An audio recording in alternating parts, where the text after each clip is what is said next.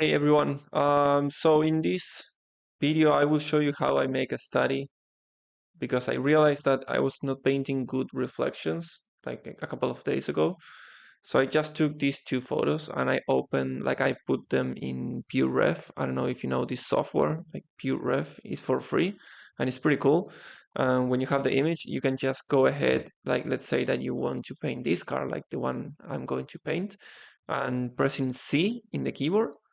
Oops, see, and click and drag, and you can crop the image, which is pretty convenient.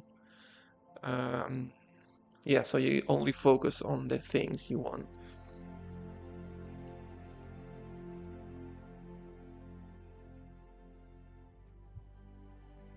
You can see I already draw the line art for both. And as you can see, I'm doing both at the same time because sometimes when I try to make a study and I only try to copy only one photo, then like by knowing that I will only study one photo, then I know that maybe I'm going to spend a lot of hours, too much time, because it's only one photo. But if you study like two or three at the same time, then you're going to put pressure on yourself, like start painting on a way that you wouldn't do if you're just only doing one study. So if you have 5 hours, then you're not going to spend 5 hours putting detail to only one car. You're going to break that in 2.5 hours, and you're going to be able to be much more economic with each stroke that you put on the canvas.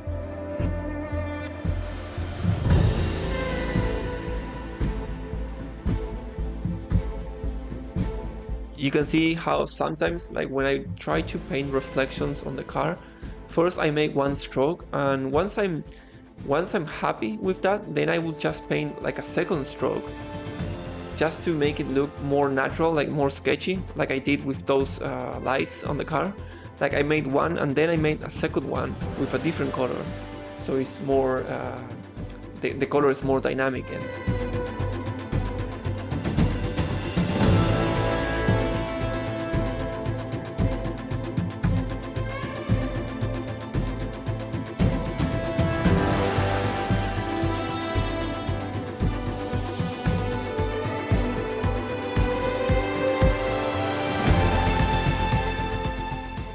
you can see that for sometimes I made the mistake of putting the brush like too small, and that's not a good way. Like if I want to be economic with the time, I need to try, like I just did, like the red lights, I need to put the brush like higher, and if I do that, that's going to help me to get the bigger shape of the car on a more sketchy way.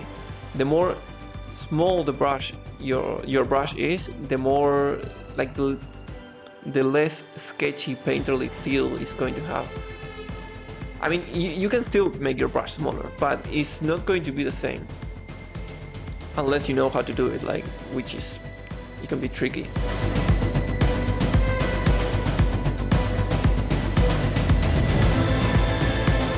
Here you can see me putting some detail on the wheels because I was feeling that the car was not going into the right direction, and I realized that was because I didn't paint details on the wheels. They were just like a normal shape, like a normal one stroke, and that was not enough.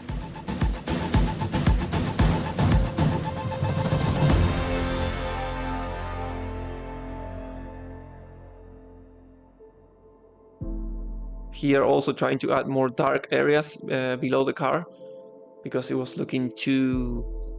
I was not feeling the ambient occlusion. I was not feeling that the car was being placed on top of the asphalt, so that's why I put like more dark below.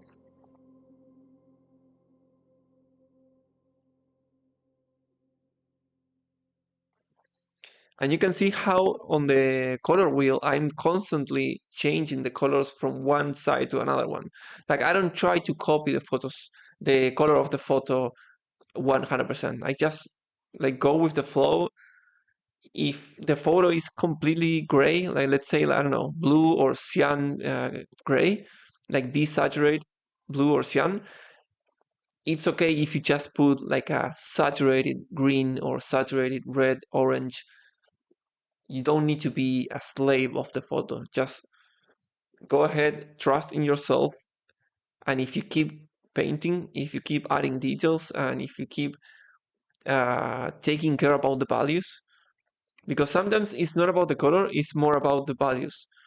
If the value, like if the contrast between the car and the asphalt is like the car is really dark and the background is really white, then it's okay if you put any color inside those lines. It's not going to be a problem as long as you respect the values.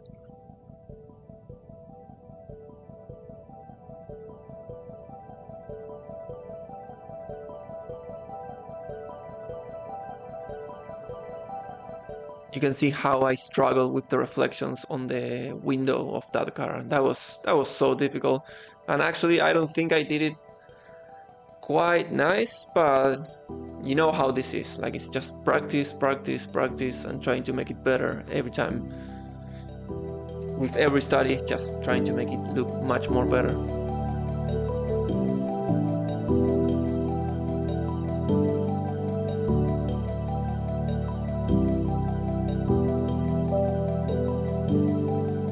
This is the part where I realized that I was already spending too much time with the other car, and the other one, the one I'm painting right now, it was like too lonely. It was kind of like I was feeling that this car was just looking at me, saying, "Okay, why you're not paying attention to me?" So I start painting some colors on top of it. The shapes were a little bit more difficult than the other car, but still it was pretty fun. It was awesome to paint these studies.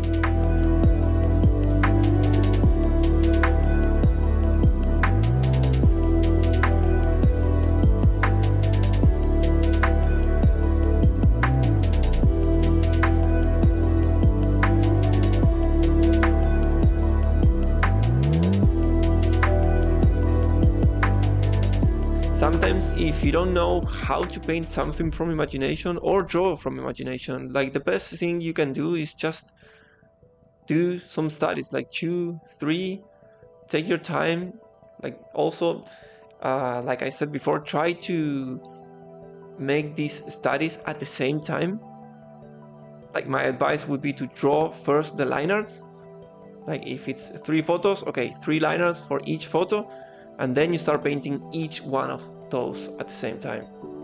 You're going to be, I feel that this is a much more effective way of taking advantage of the time when painting. Because sometimes you can get tired of seeing one image all the time, like seeing, if I paint this car for 6 hours, I'm going to get tired, and maybe if I get tired, I will start making the wrong decisions, and you don't want to do that on a painting. So a good way to just take a break for your eyes and for the image is just to switch to another one.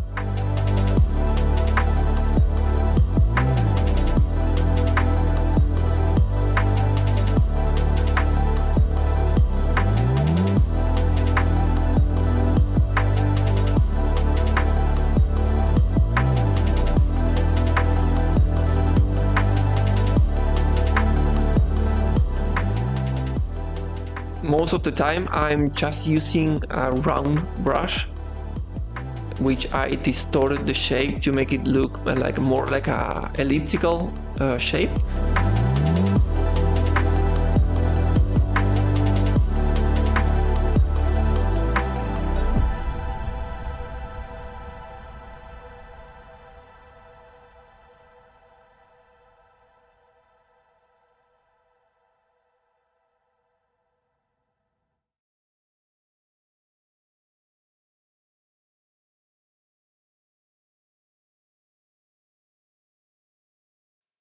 So yeah, that was everything. If you like this type of videos where I explain some of my process, let me know and I will do my best to make new ones painting different subjects, not only reflections on top of cars. So yeah, don't forget to like and subscribe, or any question, just let me know. Thank you so much for watching. See you next time.